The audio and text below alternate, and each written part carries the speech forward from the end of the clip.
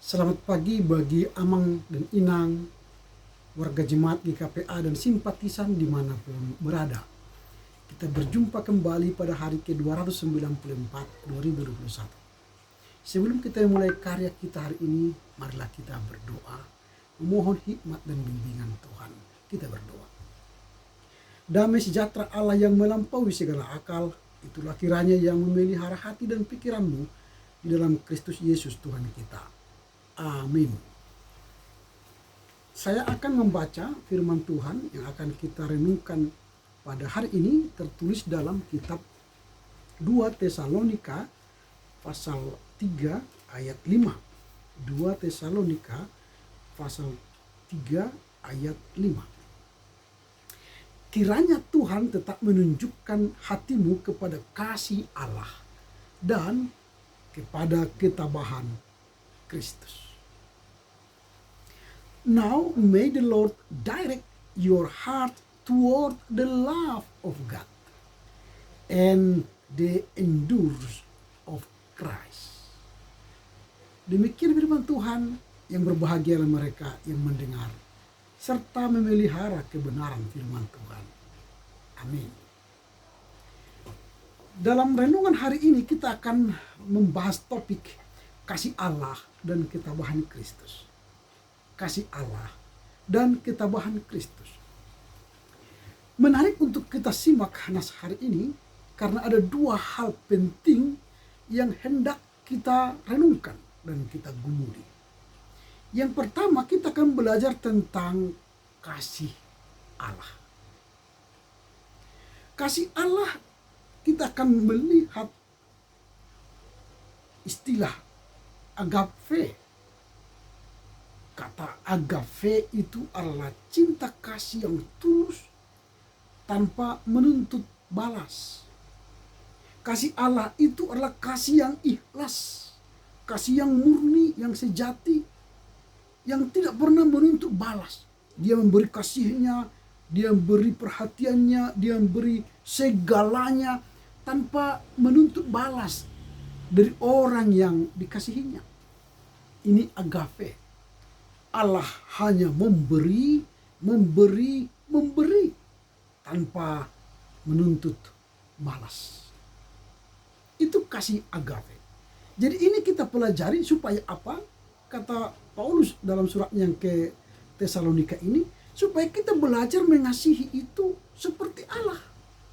Kita mengasihi orang, mengasihi istri, mengasihi suami, mengasihi anak, mengasihi tetangga, mengasihi hamba-hamba Tuhan, mengasihi warga jemaat tanpa menuntut balas. Karena kita telah memiliki kasih, maka wajar dong kita memberi kasih kepada orang lain. Itulah yang dilakukan oleh Allah, lalu kita mencoba meneladaninya. Kasih Allah yang agape itu menjadi hal yang menarik untuk kita pelajari. Apa rupanya kasih agape yang Allah berikan itu kepada kita supaya kita mengikut kasih agape itu? Dalam kasih agape itu kita akan melihat ada yang dikorbankan. Artinya kasih itu memberi dengan mengorbankan. Mengorbankan milik yang paling berharga dari dirinya supaya orang lain selamat. Berarti kasih agape itu harus memberi sebuah pengorbanan dari diri kita. Memberikan yang terbaik dari diri kita untuk masalah ramai, untuk kepentingan umum. Allah memberi putranya yang tunggal supaya dunia manusia yang berdosa diselamatkan. Itu sebab Yohanes 3:16 berkata, karena begitu besar kasih Allah akan dunia ini, sehingga ia telah mengeruniakan anak yang tunggal. Berarti yang terbaik dari dirinya. Supaya apa? Setiap orang yang percaya kepada tidak binasa, melainkan apa? Beroleh hidup yang kekal. Jadi kasih agape itu apa? Mengorbankan yang terbaik dari dirinya untuk menolong orang lain. Menyelamatkan manusia dan dunia. Jadi kalau kita belajar dari kasih Allah, berarti apa yang terbaik dalam dirimu, berilah untuk Allah, berilah untuk manusia, berilah untuk sesamamu, berilah untuk keluarga, anak dan istrimu. Itulah yang harus kita teladani. Jadi memberi itu jangan yang sisa-sisa, jangan yang sudah aus. Kita memberi karena tidak kita gunakan lagi, kita memberi karena kita tidak butuh lagi, kita memberi karena sampah di rumah. Supaya bersih-bersih rumah ini, maka berilah barang-barang bekas. Kita memberi kepada Tuhan dari apa yang sisa-sisa belanjaan kita, bukan apa yang terbaik dari diri kita. Itu yang harus kita pelajari. Yang berikut, kasih Allah itu adalah kasih yang menetap tanpa menuntut balas. Menetap, dia mengasihi itu terus menerus. Kalaupun kita yang dikasihinya kadang jatuh bangun, kadang mengasihi Allah, kadang tidak, kadang ke gereja, kadang tidak, kadang berdoa, kadang tidak, kadang baca kitab suci, kadang tidak. Tapi kasih Allah tetap selama-lamanya kepada kita. Kasih manusia kepada Allah yang sering jatuh bangun. Berarti kita harus meneladani apa? Mengasihi itu jangan karena situasi dan kondisi. Tetapi mengasihi itu harus konsisten. Entah orang itu benci kepada kita atau orang itu tidak suka kepada kita, berilah kasih. Kalau orang itu pun menganggap kita, mencitrakan kita ini buruk, jahat, beri kasih kepada mereka. Kalau orang tuduh kita ini manusia yang tak beres, misalnya otoriter, atau manusia yang keras kepala, emosional, tidak apa-apa. Berilah mereka apa? Kasih. Itu yang kedua dari kasih agape ini. Ketika orang membenci kita, berilah kasih kepada mereka. Lalu yang berikutnya, apa yang kita pelajari dari kasih agape itu? Kasih agape itu tidak berkesudahan. Kasih manusia mungkin berkesudahan. Kalau dia tidak mengasihi aku tidak mengasihi dia. Berarti kasihnya berkesudahan. Tapi kasih Allah tak berkesudahan. Puncaknya di mana? Ketika Yesus mati di Golgota untuk apa? Menyelamatkan saya dan Anda dan kita semua. Paulus pun kasihnya tidak berkesudahan. Bahkan dia ingin terus mendoakan jemaat, terus mendoakan jemaat. Kalaupun jemaat itu tidak menyukainya, tapi dia terus mendoakan jemaat. Kalaupun dia harusnya dicaci maki, dipenjarakan, tapi Paulus tidak berhenti mengasihi jemaat. Dia menulis surat, memberikan surat pastoral, memberikan surat-surat penguatan iman, supaya jemaat-jemaat yang dia layani bertumbuh dalam iman kepada Kristus. Jadi kasih Allah itu tidak berkesudahan. Inilah yang mau kita pelajari dari bagian yang pertama dari teks ini, soal kasih Allah. Jadi milikilah kasih Allah itu, supaya kasih Allah itu yang menginspirasi kita berkorban, mengasihi tanpa batas, mengasihi terus menerus. Itu yang pertama. Yang kedua dari teks ini yang hendak kita pelajari ialah soal ketabahan. Apa itu ketabahan? Dalam bahasa Yunani disebut dengan hupomone. Hupomone. Itu hampir 31 kali diucapkan dalam perjanjian baru. Hupomone itu berarti bertahan untuk bertahan. Bertahan untuk bertahan. Tidak hanya bertahan, tapi bertahan untuk bertahan. Menarik untuk kita simak hupomone ini. Bertahan untuk bertahan. Berarti sikap kita bukanlah pasif. Menerima penderitaan dengan sabar sambil menanti usai persoalan itu. Tidak. Tapi persoalan yang datang kepada kita, penderitaan yang kita terima, harus kita hadapi dengan bertahan dalam bertahan. Berarti aktif melawan penderitaan. Ketabahan adalah sebuah sikap aktif yang bersedia berjalan maju memperjuangkan apa yang kita yakini sebagai kebenaran. Jadi kalaupun kita bertahan dalam penderitaan, tetapi kita akan berjalan menuju sesuatu yang jelas, itu apa? Memperjuangkan apa yang kita yakini sebagai kebenaran. Itulah ketabahan. Ketabahan itu bukanlah keputusasaan. Ketabahan itu adalah keberanian memperjuangkan kebenaran. Jadi ketabahan bukanlah keputusan untuk membelakangi badai dan berlindung di balik punggung orang lain, namun keputusan untuk berjalan di dalam dan melawan badai.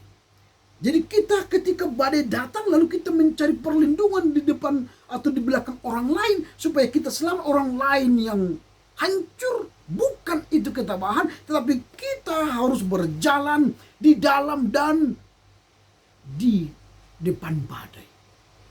Kita bertahan dan bertahan. Itulah ketabahan.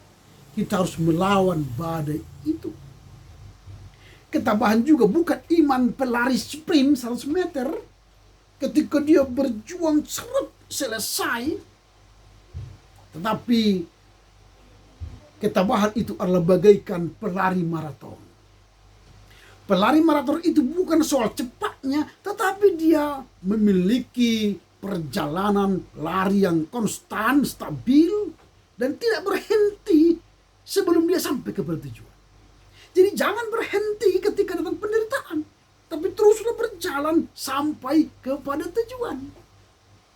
Berarti ketabahan menggambarkan kemampuan menanggung penderitaan dengan tabah, sehingga dapat melewati segala bentuk kesulitan dengan tetap menempuh jalan kemenangan.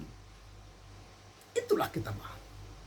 Paulus itu tabah saat menghadapi berbagai macam penderitaan. Ketika dia ditahan di penjara, dia disesak, dia mengalami dera, dia mengalami kerusuhan, jerih payah dan sebagainya. Tapi dia tetap bertahan. Bagi Paulus kesulitan baginya menjadi sebuah alat kesaksian bagi orang percaya. Sebagai orang yang tidak dikenal namun terkenal. Sebagai orang yang nyaris mati, tetapi sungguh dia hidup. Sebagai orang yang dihajar, namun tidak mati. Sebagai orang yang berduka, namun senantiasa bersukacita. Maka dia berkata, tetaplah bersukacita senantiasa. Sebagai orang miskin, namun ia memperkaya orang banyak. Memang dia tidak punya apa-apa, tapi dia sudah memperkaya orang banyak dari pengetahuan, wawasan teologi, memperkaya secara iman. Sebagai orang tak bermilik, sekalipun dia memiliki segala sesuatu. Memang tidak ada apa-apa, tapi dia memiliki segala sesuatu. Memiliki kebenaran firman Tuhan, memiliki sorga kekekalan, memiliki keselamatan. Itulah yang penting dari segalanya. Tentu dalam kehidupan ini banyak badai yang harus kita lalui, yang harus kita jalani, yang harus kita hadapi. Badai itu biarlah berlalu dengan kekuatan kita. Kekuatan yang diberikan Tuhan kepada kita melewati dan berada di dalam badai itu. Bermohonlah kepada Tuhan supaya Tuhan memberi kekuatan menjalani hidup dengan hupomene, dengan ketabahan. Tuhan tentu akan memampukan kita menjadi pemenang dalam kehidupan, sehingga dapat bersaksi bahwa kekuatan dan ketabahan datang dari Tuhan. Karena itu, milikilah kasih seperti kasih Allah dan ketabahan seperti ketabahan Kristus. Amin. Kita berdoa. Terpujilah Engkau Bapa, firman-Mu memberi kami dua hal soal kasih Allah yang agape, supaya itu menjadi inspirasi kami mengasihi dengan berkorban tanpa batas, tanpa berkesudahan. Bahkan kami menghadapi semua penderitaan, badai kehidupan dengan hupomene, ketabahan. Kami tabah menghadapi dalam artian aktif menjalani, menghadapi penderitaan, sehingga kami menjadi pemenang karena kekuatan Allah bersama kami. Terpujilah Engkau Bapa di dalam Kristus Yesus. Amin. Selamat berkarya untuk Tuhan.